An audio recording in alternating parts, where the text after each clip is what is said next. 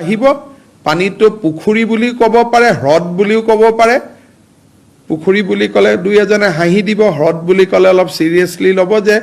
হ্ৰদ বনাই আপুনি পানীটো ধৰি ৰাখিব লাগিব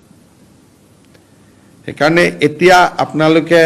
অলপমান কেইদিনমান আগতে ভাৰত চৰকাৰে এটা কথা কৈছিলে মানুহে অলপমান হাঁহি মুলি উলিয়াই দিলে আমি ভাৰত চৰকাৰে কৈছে যে 50টা আমি ৰিজাৰ্ভিয়ৰ কৰাৰ কাৰণে আমাৰ ওয়েটল্যান্ড বিলাকত যেনেকৈ দীপৰ bill is a good wetland তাতে আমি পানী ধৰি ৰাখিব পাৰো তেনেকৈ ব্ৰহ্মপুত্ৰত নগাঁৱৰ পৰা ধুবুৰীলৈকে যিমান ওয়েটল্যান্ড আছে সেই ওয়েটল্যান্ড কেইটা যদি আমি অলপমান সাফ সুফ সুন্দৰ কৰি ৰাখিব পাৰো তাত কিছু ৰিজাৰ্ভিয়ৰ হ'ব পাৰে পানীৰ সমাধান কি এটোটো সকলোৱে জানে যে পানীৰ সমাধান এটাই যে পানীটো ৰিজাৰ্ভিয়ৰত ধৰি ৰাখিব লাগিব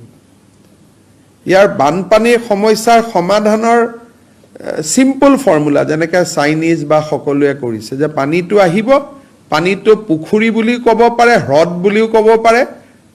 পুখুৰী বুলি ক'লে দুই এজনে হাঁহি দিব হ্ৰদ বুলি ক'লে অলপ সিৰিয়াসলি ল'ব যে হ্ৰদ বনাই আপুনি পানীটো ধৰি ৰাখিব লাগিব তাৰ পিছত পানীটো কমিলে নদীলৈকে পানীটো পুনৰ এৰি দিব লাগিব সমাধানটো এটা ইয়াৰটো আৰু বেলেগ বিকল্প সমাধান একো নাই গতিকে যেনেকৈ এতিয়া নদীত পানী আহিলে আমি প্ৰাকৃতিক চ্যানেল কেটা দি দীপৰ বিলটো এতিয়া আপোনালোকে দেখা পাব আমি পুৰা ভৰাই থৈছো পানী তাতে আগতে দীপৰ বিলত পানী নাথাকে আজি আপোনালোকে চালে দেখা পাব যিমান গুৱাহাটীলৈকে পানী আহিছে মই আজি খনামুখলৈকেও গৈছিলো ম্যাক্সিমাম পানী আমি দীপৰ বিলত কনভাৰ্ট কৰাই দিছো বৰ্তমান যাতে অলপ হলেও নলবাৰীত পানীটো কম যায়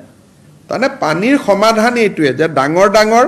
সাগৰ সদৃশ পুখুৰী কৰি আপুনি পানীটো ধৰি ৰাখিব লাগিব তাতো কেতিয়াবা বিপদ পুখুৰী কেটাত যদি পানী অদ্ভুত পানী খুমাই যায় ৰিজাৰ্ভৰো ভাঙি যাব পাৰে কেতিয়াবা সেইকাৰণে ভেৰি টিকি কিন্তু প্ৰাকৃতিক জায়গা কেটা যেনেকৈ মৰিগাঁৱত সাৰণ বিল আছে আমি ব্ৰহ্মপুত্ৰৰ কিছু পানী সাৰণ বিলত ধৰি ৰাখিব পাৰো বিলখনো ৰিচাৰ্জ হয় ফ্ৰেছ ৱাটাৰ পালে বিলখনৰ যি মাছ বা আন বিলত যি উদ্ভিদ আছে তেওঁলোকেও ফ্ৰেছ লাইফ এটা পায় সেইকাৰণে ভাৰত চৰকাৰে এটা শিলঙত থকা নৰ্থ ইষ্ট স্পেচ এজেন্সিৰ লগত কথা পাতি আছে 50টা তেওঁলোকে ওয়েটল্যান্ড আইডেন্টিফাই কৰিছে যলৈকে পানীটো বুৱাই লৈ যাব পাৰিব সুইচ গেটেদি আৰু তাত যেতিয়া পানীটো বেছি হৈ যাব সুইচ গেটটো বন্ধ কৰি দিব এবাৰ মৰিগাঁৱত আমি এনেকুৱা দুটা প্ৰকল্প ল'ব খুজিছো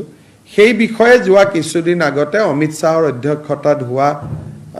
হেতুকে তাত দিয়া হৈছিল তেতিয়া আমাৰ মানে হাঁহি দিলাৰে পুখুৰী দি পানী ধৰি ৰাখিব মানে বুজাব পৰা নাই কাৰণে কথাটো এনেকুৱা আজি আপোনালোকে চাওক দীপৰ বিলখন একদম ভৰ্তি হৈ আছে কাৰণ আমি পানীটো দীপৰ বিলত আনি আছো